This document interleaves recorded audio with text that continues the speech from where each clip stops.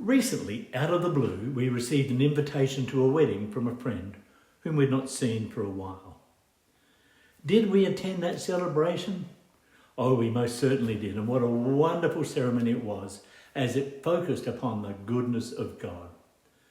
These two beautiful people met under what many would say is the strangest of circumstances, in a way which is perhaps unimaginable, and they had to travel to accidentally connect and discover that they both had the same love for God and a similar call upon their lives.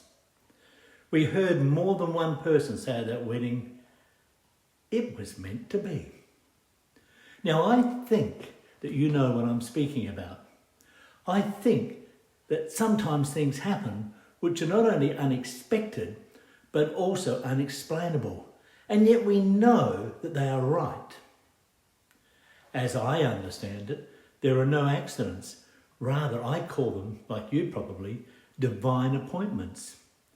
This lovely young couple are now sharing life together on that journey, and we look forward to hearing something of their life's journey in the days ahead.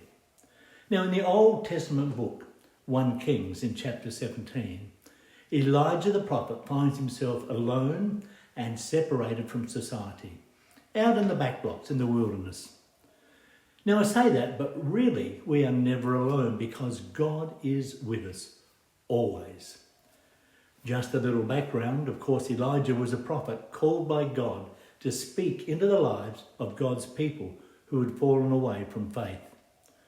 There were many miracles, and clearly God was with him. Now it happened that in Israel a fierce drought began, and it soon spread right across the land, meaning that food and water were scarce. Elijah, however, was guided by the Lord to a brook, what we would call a creek, near the Jordan River, where there was water for him to drink. The Lord also told him to eat whatever the ravens were going to bring him. So, every morning and every evening, the ravens brought him bread and meat, which he ate, more than enough.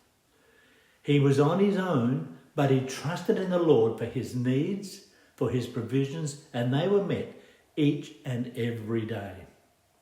Now, there's a lot more to this story of Elijah, and the reminder of God's provision in the wilderness in unusual circumstances is most interesting and certainly worth reading. 1 Kings, around about chapter 17. What about you? Do you ever find yourself separated from the world, from society? Are you ever at odds with other people? Do you ever feel alone?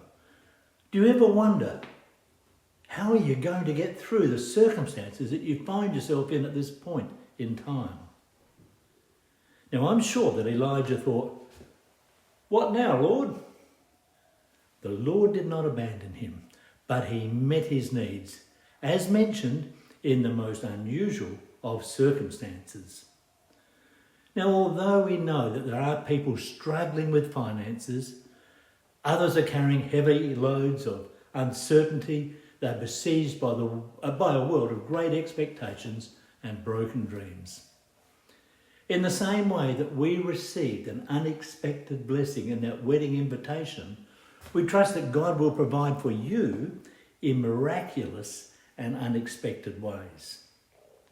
Keep your eyes open. Now, in reflecting upon this account of Elijah, it reminds us to focus our thoughts firstly upon the Lord our God.